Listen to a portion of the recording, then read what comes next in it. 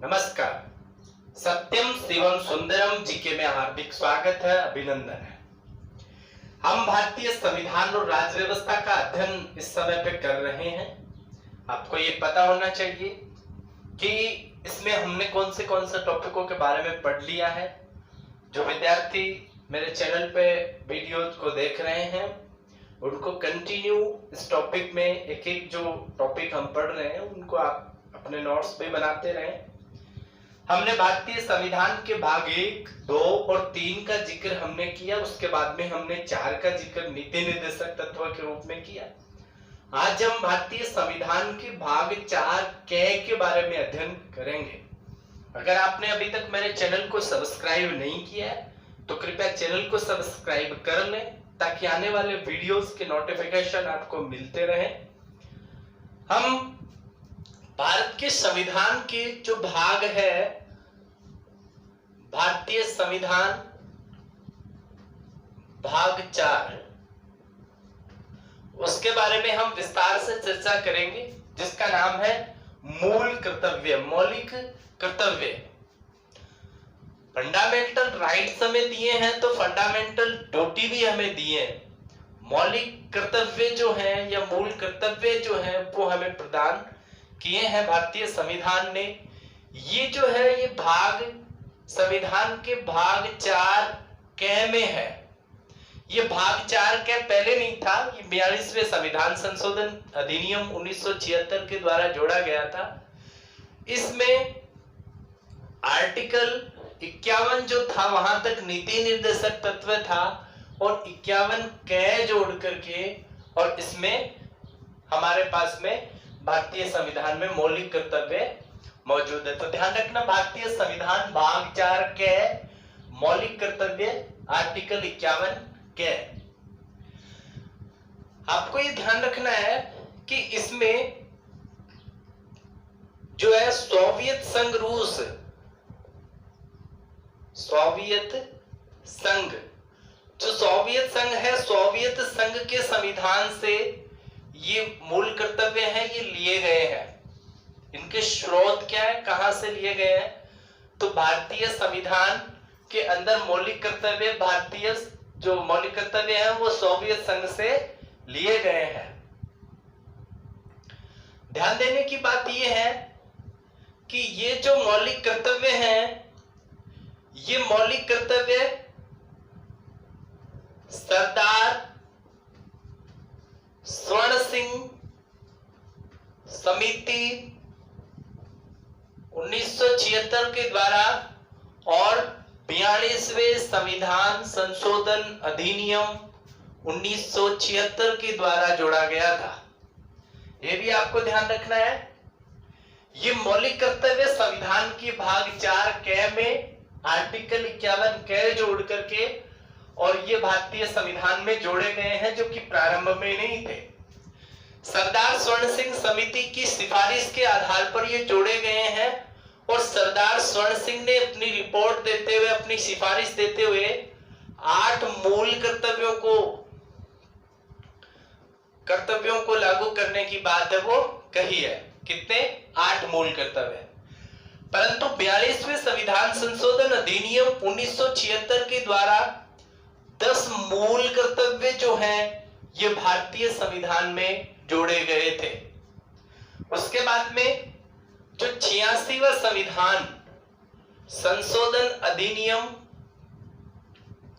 2002 है, उसके तहत 11वां मूल कर्तव्य और जोड़ा गया था इसमें। तो इस प्रकार से टोटल मूल कर्तव्यों की संख्या वर्तमान में 11 है। क्या है मौलिक कर्तव्य, क्या है मूल कर्तव्य? अधिकार और कर्तव्य एक दूसरे के पूरक है। संविधान ने हमें कुछ अधिकार दिए हैं जिनका हम उपयोग करें, तो संविधान ने हमारे लिए जिम्मेदारियां निश्चित की हैं कि भारतीय प्रत्येक नागरिक की ये जिम्मेदारी है, ये कर्तव्य है कि भारतीय नागरिक होने के नाते अपने अधिकारों का प्रयोग करते हुए भारत के लिए ऐसा कुछ करे। तो वह भारत के लिए, भारतीयों के लिए मूल कर्तव्य है, मौलिक कर्तव्य है। मौलिक कर्तव्यों के बारे में अगर हम एक और महत्वपूर्ण बात के बारे में जिक्र करें तो ये जो मूल कर्तव्य हैं, इन मूल कर्तव्य में कुछ मूल कर्तव्य ऐसे हैं जिनका पालन नहीं करने पर दंड का प्रावधान है, और कुछ का अगर पालन नहीं करे तो भी दंड का प्रावधान नहीं है। तो क्या है, ये जो सोवियत संघ के द्वारा अपने देश में जो मूल कर्तव्य निर्धारित किए हैं, वैसे ही भारतीय सरकार ने भी मूल कर्तव्य निर्धारित किए हैं, परंतु महत्वपूर्ण बात यह है कि भारतीय संविधान में पहले नहीं थे, बाद में जोड़े गए हैं। कब जोड़े गए? 42वें संविधान संशोधन अधिनियम 1976 के द्वारा भाग 4 क और 51 आर्टिकल 51 क में कितने जोड़े गए थे? 10। उसके बाद में 86वें संविधान संशोधन अधिनियम 2002 के द्वारा एक और जोड़ा गया, 11वां मूल कर्तव्य। हम बात कर रहे हैं कि मूल कर्तव्यों का पालन नहीं करने पर संविधान के द्वारा दंड का प्रावधान भी है। कुछ मूल कर्तव्य ऐसे हैं, तो क्या क्या है? तो हम बात कर रहे थे कि कुछ मूल कर्तव्य जिनका पालन नहीं करने पर दंड दिया जा सकता है। जैसे हम बात करेंगे राष्ट्रीय गौरव और अपमान अधिनियम 1971 जो बनाया गया था, उसके तहत भारत के कुछ ऐसे प्रतीक हैं जो भारत के लिए राष्ट्रीय गौरव के विषय हैं। जैसे भारत का संविधान भारत के लिए गौरव है, इसलिए हमें मूल कर्तव्य में कहा कि भारतीय संविधान का पालन करें। अगर नहीं करेंगे तो क्या करेंगे? दंड देंगे। भारत के राष्ट्रीय ध्वज, राष्ट्रगान आदि का सम्मान करें। तो ऐसे कुछ कर्तव्य हैं जिनका पालन नहीं करने पर दंड का प्रावधान है। तो राष्ट्रीय गौरव और अपमान अधिनियम 1971, संविधान, राष्ट्रीय ध्वज और राष्ट्रगान।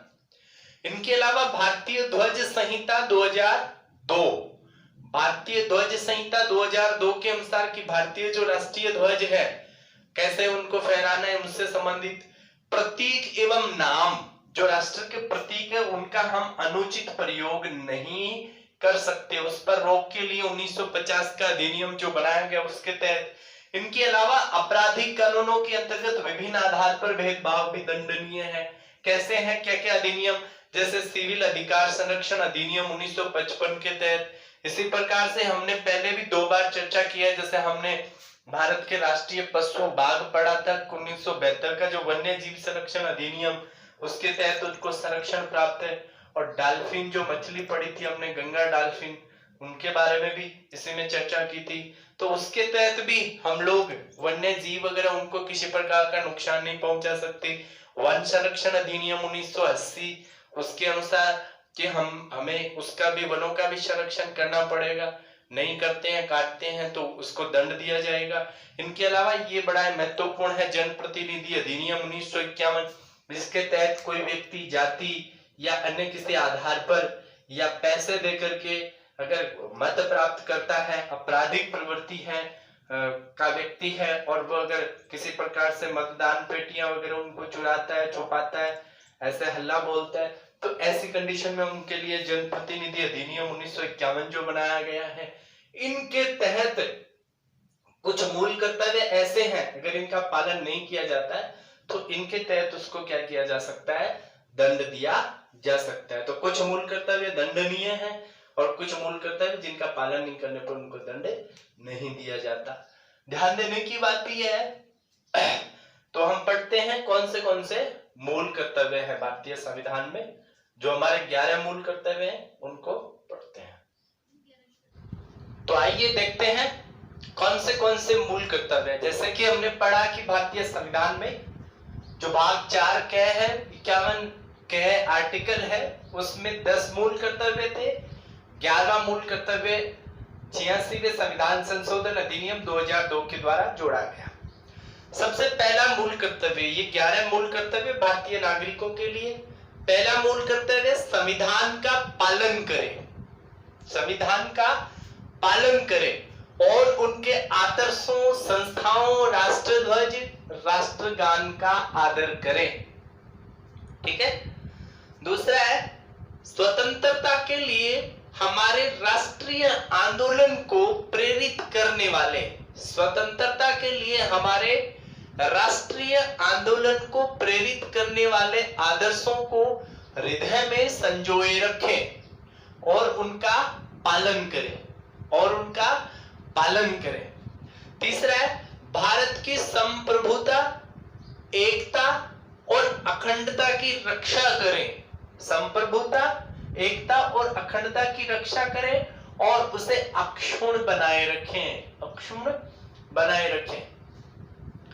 देश की रक्षा करें और आह्वान किए जाने पर राष्ट्र की सेवा करें। राष्ट्र की रक्षा करें, देश की रक्षा करें और अगर देश को जरूरत है तो देश की सेवा करें। भारत के सभी लोगों में समरसता, समान भ्रातृत्व की भावना का निर्माण करें। ऐसी भ्रातृत्व की भावना जो धर्म, भाषा, प्रदेश, वर्ग या ऐसे कोई भी आधार, इन आधारित भेदभावों से परे हो। यानी भारत के सभी लोगों में समरसता, समान भ्रातृत्व की भावना का निर्माण करे जो धर्म, भाषा, प्रदेश, वर्ग आधारित सभी भेदभावों से परे हो। ऐसी प्रथाओं का त्याग करें जो स्त्रियों के सम्मान के विरुद्ध हो। उसके बाद में हमारी मिश्रित संस्कृति में गौरवशाली परंपरा का महत्व समझे। हमारी मिश्रित संस्कृति की गौरवशाली परंपरा का महत्व समझे और उसका परिरक्षण करें। प्राकृतिक पर्यावरण, अब जैसे कि हमने पढ़ा था कि वन्य जीव और वन्य प्राणी संरक्षण अधिनियम 1972 और वन्य संरक्षण अधिनियम 1980 वो इसी से रिलेटेड है।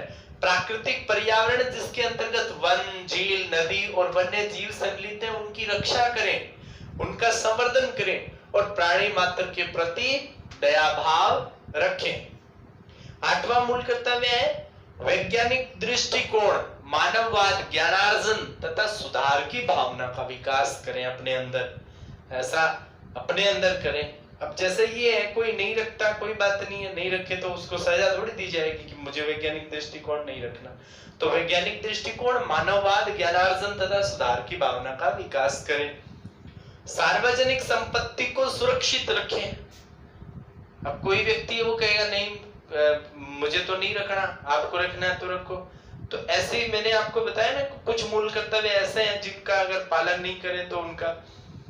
सार्वजनिक संपत्ति को सुरक्षित रखें और हिंसा से दूर रहें।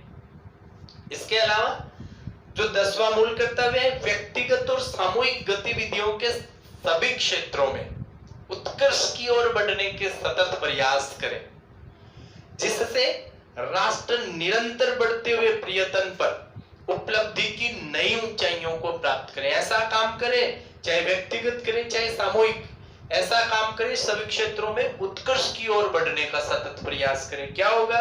जिससे राष्ट्र निरंतर बढ़ते हुए प्रयत्न पर आगे बढ़ेगा राष्ट्र और नई ऊंचाइयों को प्राप्त करेगा।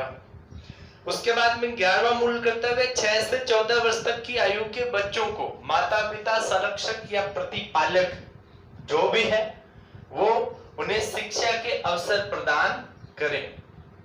ये मूल कर्तव्य बाद में जोड़ा गया था, हमने चर्चा की काफी बार 86वें संविधान संशोधन अधिनियम 2002 के द्वारा। तो ये थे हमारे 11 मूल कर्तव्य। अगर आपने नोट नहीं किए हैं तो आप इसका स्क्रीनशॉट ले सकते हैं या इनको आप लोग नोट कर सकते हैं। इसके अलावा ये मूल कर्तव्य आपको जो पुस्तकें हैं, पुस्तकों के पीछे जो एनसीईआरटी की या सीबीएसई की जो भी आरबीएसई की जो पुस्तकें हैं, उन पुस्तकों के जो जिल्द हैं उन पे भी आपको ये मूल कर्तव्य लिखे हुए बहुत बार आपको मिल जाएंगे। ठीक है, तो ये हमारे मौलिक कर्तव्य।